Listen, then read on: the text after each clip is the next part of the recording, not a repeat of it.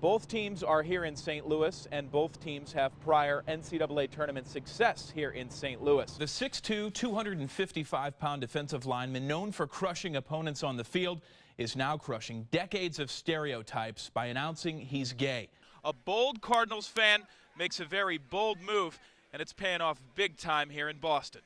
Tough game against Auburn next Saturday. Take him down. We're going to show who the real Tiger is. Players for both teams will be up on the top step of the dugouts tonight. Olympic shootout hero, first-time dad, and after last night, let's add hat-trick goal scorer to that list.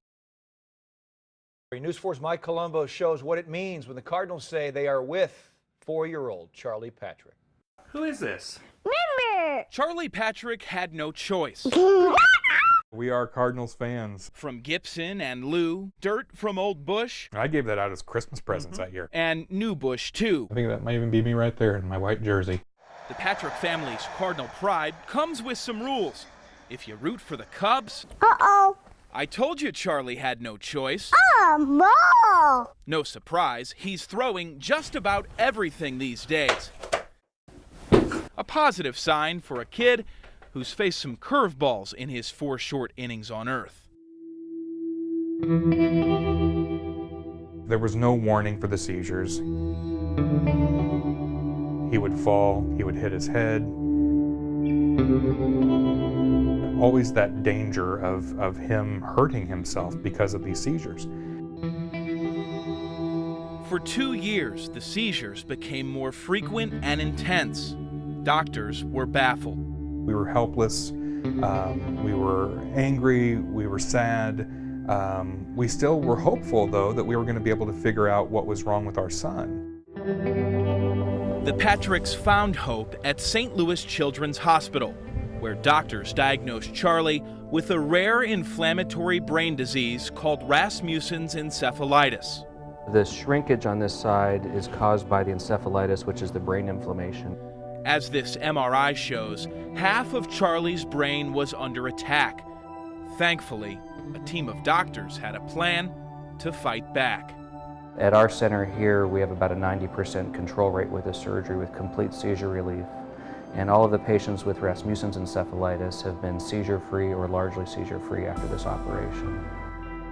The 8-hour surgery was successful, but recovery stood on deck. It's hurting. Okay. I'm almost done. Okay. Here's your pillow. We are not out of the woods yet. We've got a long way to go with Charlie.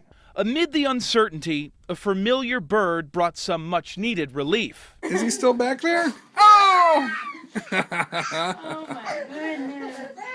Oh, that's funny.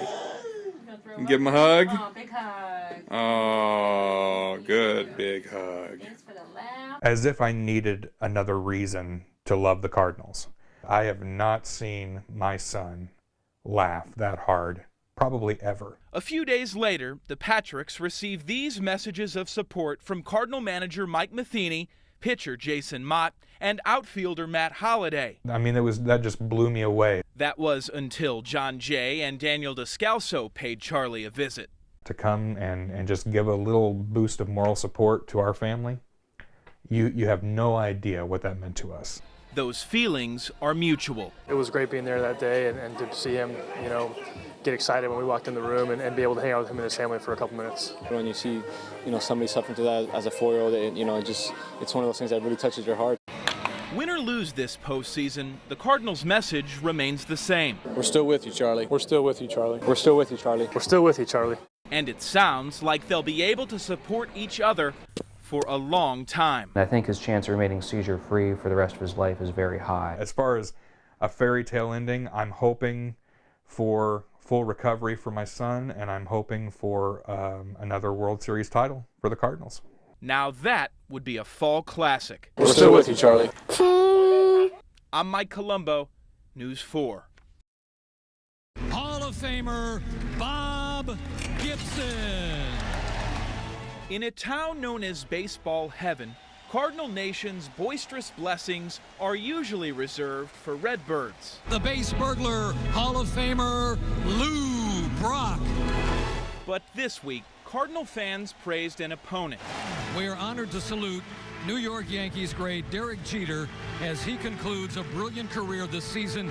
St. Louis is a fitting stop on Jeter's farewell tour because a native St. Louisan paved the way for this pride of the Yankees. And Elston Howard smashes a single to center. The sixth hit of the series for the steady Yankee catcher. He was the second Jackie Robinson.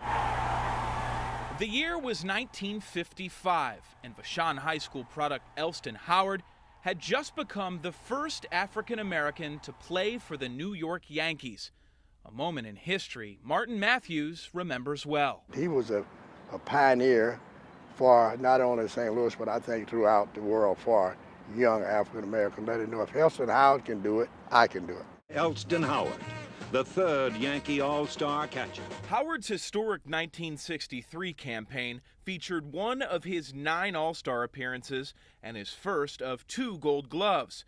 At season's end, he became the first black player to win the American League's MVP award. To be on that team and be the first African American, he had to be able to play and play real well. So yeah, we know he was a force and a factor. Racism was also a force and factor. The historic community of Princess Anne, Maryland became a racial battleground today. Howard's wife Arlene shared something Jackie Robinson often told her husband. He used to say to Elston, you know, I feel that your job is tougher than mine because the Dodgers wanted me. They came after me. They signed me.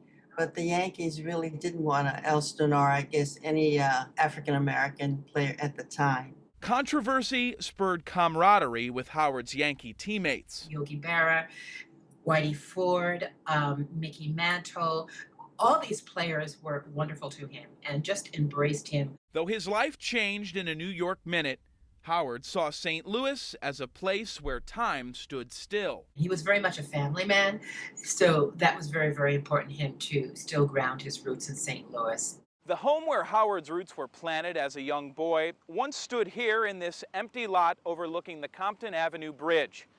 It's gone now like Elston. He died young at 50 of a heart condition, but his memory is very much alive just a few miles from here. Elston Howard is our Jackie Robinson. This is a history lesson just like Martin Luther King.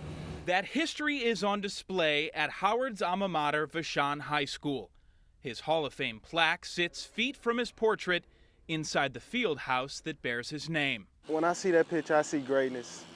I see hard work, I see talent, and I see an amazing man. Feelings shared from the prep ranks to the pros. It goes without saying, being the first African-American in Yankee history, you know, what he's done, he's paved the way, helped pave the way for players like myself to come along. You see, baseball fans love their legends. And we're lucky when another team's legend passes through town. And what an ovation for Derek Jeter. We are even luckier to have a legend like Elston Howard from our town. I'm Mike Colombo, News 4.